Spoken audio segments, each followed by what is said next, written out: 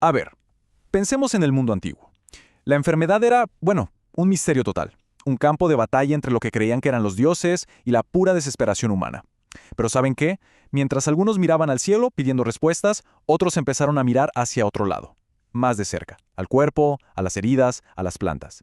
Hoy vamos a hacer justamente eso, un viaje para descubrir cómo, de todo eso, nació la medicina racional. Y esa es la gran pregunta, ¿no? ¿Cómo fue ese salto? ¿Cómo pasamos de invocar a fuerzas invisibles a, bueno, a observar, a tomar nota, a atrapar las enfermedades con una lógica basada en lo que se podía ver y tocar? Es una historia fascinante, así que vamos a meternos de lleno.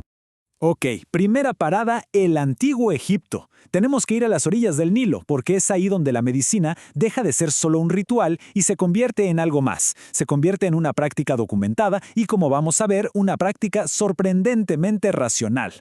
Y aquí está la pieza clave de todo esto, el papiro de Edwin Smith.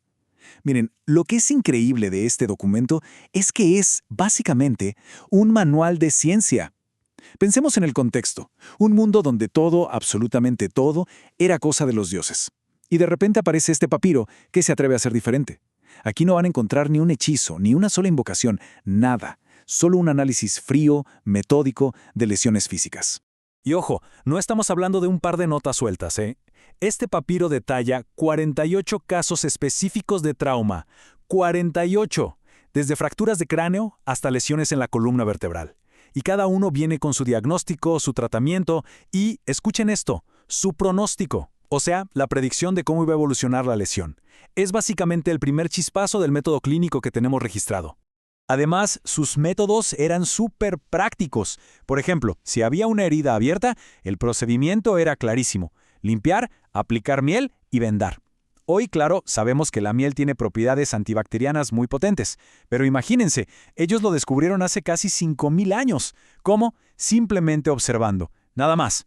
Y claro, de este mundo tenía que surgir una figura legendaria: Imhotep. Este hombre no solo fue el arquitecto de la primera pirámide, que ya es bastante, sino que también es el primer médico de la historia del que conocemos su nombre. Su influencia fue tan, pero tan grande, que siglos después lo convirtieron en un dios. Terminó siendo adorado como el dios de la medicina. Bueno, dejemos Egipto y viajemos ahora a Mesopotamia, ahí, entre los ríos Tigris y Éufrates. Porque aquí la medicina da un paso que lo cambia todo. Se convierte en una profesión regulada y con una responsabilidad que era, literalmente, de vida o muerte. Ojo a esto, es una cita directa del famoso Código de Hammurabi. Dice: si un cirujano causa la muerte de un noble, se le cortarán las manos. Así de claro. Esto nos muestra de una forma, bastante brutal, lo serio que era el asunto. Ya no era solo una cuestión de saber o no saber, era una cuestión de responsabilidad legal. El médico podía curar, sí, pero también se enfrentaba a consecuencias terribles si algo salía mal. Lo que pasaba en Mesopotamia es que había como dos mundos paralelos. Por un lado tenías al Asú. Él era el médico práctico, el que usaba hierbas, resinas, procedimientos físicos. Y por el otro lado estaba el Asipu, que era más bien un exorcista, enfocado en la causa espiritual de la enfermedad. Y aquí está lo interesante. Vemos esta tensión constante entre dos formas de ver las cosas: la ciencia que empezaba a nacer y la tradición mágica de siempre, las dos peleando por definir qué era en realidad la curación. Y todo esto nos va llevando directo a Grecia, porque es en Grecia donde la medicina vive su transformación más profunda. Es aquí, gracias a una nueva manera de pensar, que se separa por completo de la religión y se establece como una disciplina propia, con su filosofía y, muy importante, con su propia ética.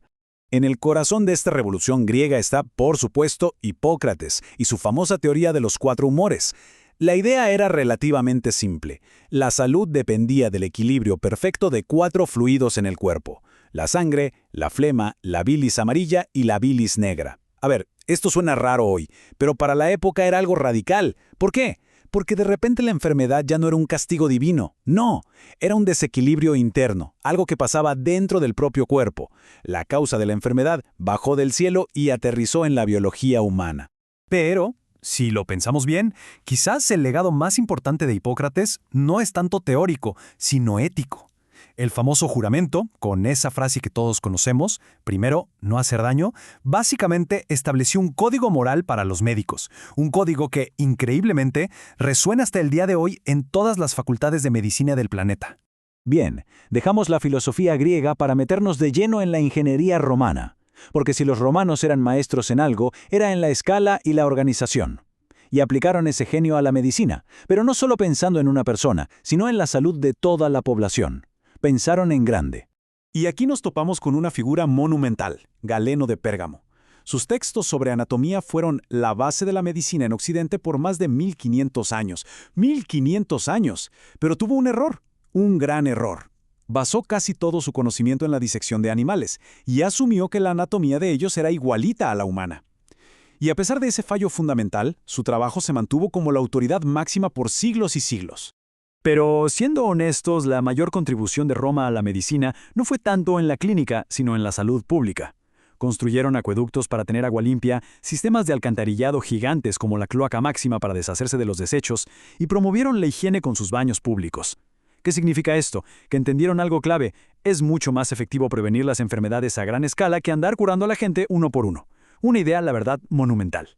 Ahora, mientras todo esto pasaba en el Mediterráneo, no pensemos que el resto del mundo estaba quieto. No, para nada. En Oriente se estaban desarrollando sistemas médicos súper sofisticados, pero con filosofías totalmente distintas. Así que vamos a asomarnos un poco a ver cómo se entendía la curación en India y en China. En la India, por ejemplo, existe un texto llamado el Susrutra Samhita, y en este texto se describe, con un detalle que de verdad asombra, una técnica de rinoplastia, o sea, de cirugía de nariz. El método usaba un pedazo de piel de la frente para reconstruir la nariz. Y lo más loco de todo es que este método es, en esencia, la base de muchas técnicas de cirugía plástica que se usan hoy. Es una conexión directa que atraviesa milenios. Es simplemente extraordinario. Ahora, si vamos a China, la perspectiva es otra cosa, completamente diferente.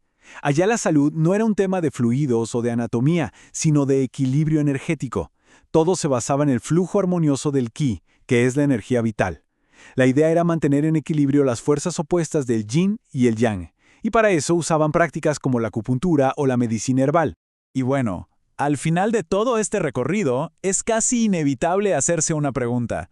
Pensemos en todo lo que vimos: la observación clínica de Egipto, la ética que nació en Grecia, la idea romana de salud para todos, las técnicas quirúrgicas tan avanzadas de la India. ¿Qué ideas de todos estos sanadores antiguos siguen vivas en la medicina de hoy? Si nos ponemos a mirar con atención, nos vamos a dar cuenta de que sus huellas están por todas partes. Son muchísimas más de las que uno se imagina, y están ahí escondidas a plena vista.